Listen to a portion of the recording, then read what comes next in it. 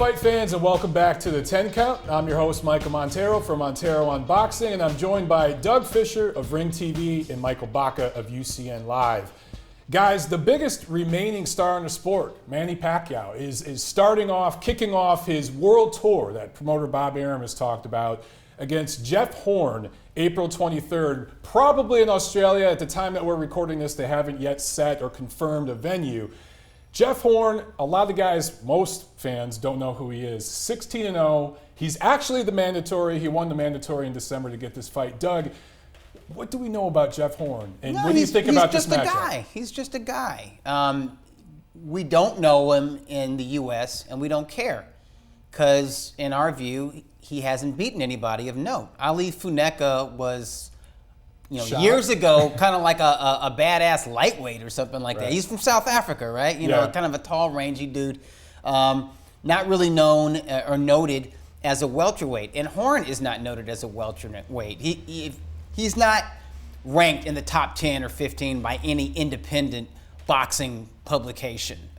It's the sanctioning organization that ranks him, and that's okay. He matters in Australia, and if this fight lands in Australia, it will do well. It will be watched on television, it will be watched in bars and pubs, and it will be heavily attended, perhaps even sold out. It's an event in Australia because it's the local boy against a living legend, a future first ballot Hall of Famer, and arguably all-time great fighter in Manny Pacquiao.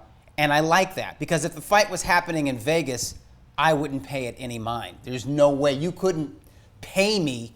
Well, you could pay me. You could pay me. He is for sale, I'm not going to folks. get crazy there. Yeah, you could pay me to cover the fight, but I wouldn't voluntarily drive or fly to Vegas and stay there for a number of days to cover Pacquiao versus Horn. In Australia, it does business, and it's good for the international health of the sport because it can help kickstart boxing in that area. Australia used to have a strong boxing scene. It has a rich boxing history going back 100 years. And there's up-and-comers who could be put on that card, and who can actually, whether or not they fight on the card, they can benefit from the general fan interest that Pacquiao versus Horn will fan in Australia. So there's guys like the son of Kostya Tszyu. There's these twins, the Maloney twins that I keep hearing about. There are these young prospects, but they can benefit from the local scene being reignited by Pacquiao's arrival.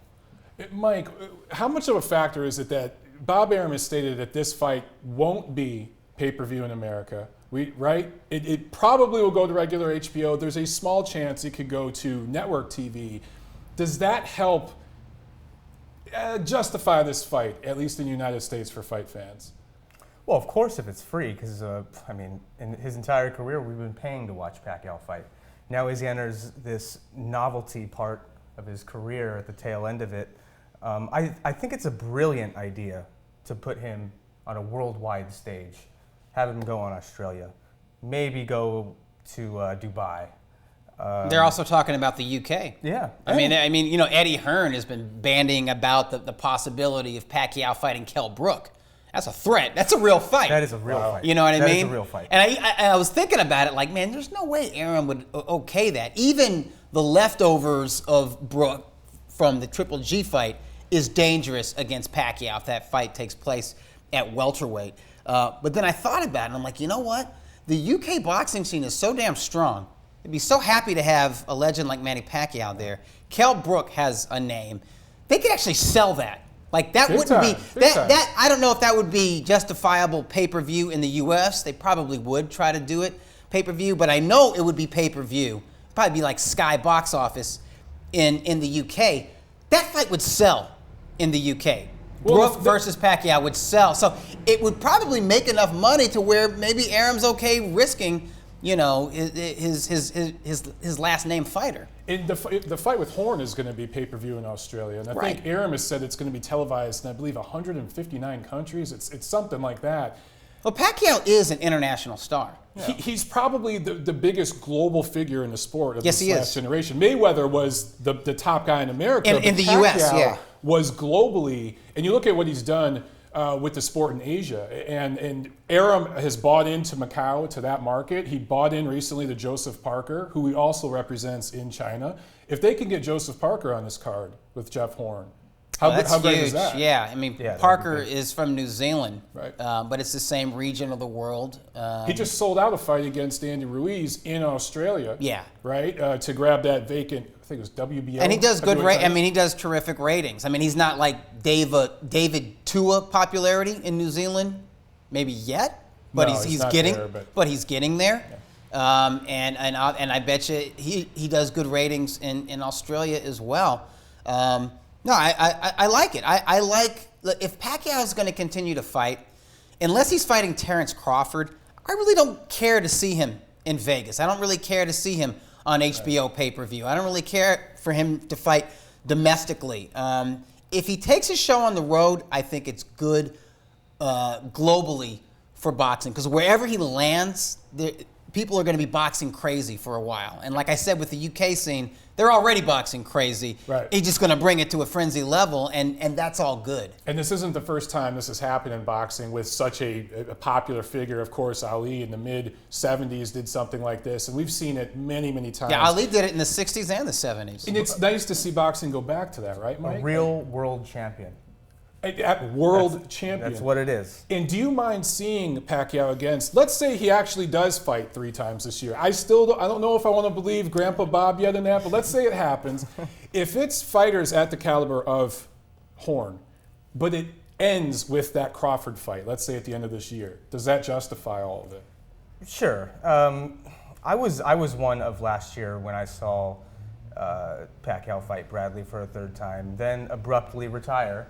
And I was applauding that. I kind of believed You thought him. you witnessed something I thought- special, I right? thought- History, yeah. the last fight of Manny Pacquiao. Absolutely. And I was, of course, hoodwinked. You and Jim Lampley bought it. But That's hey, it. You're the only two, by the way. I think we all, yeah, that's right. At least I didn't get emotional about it. Yeah.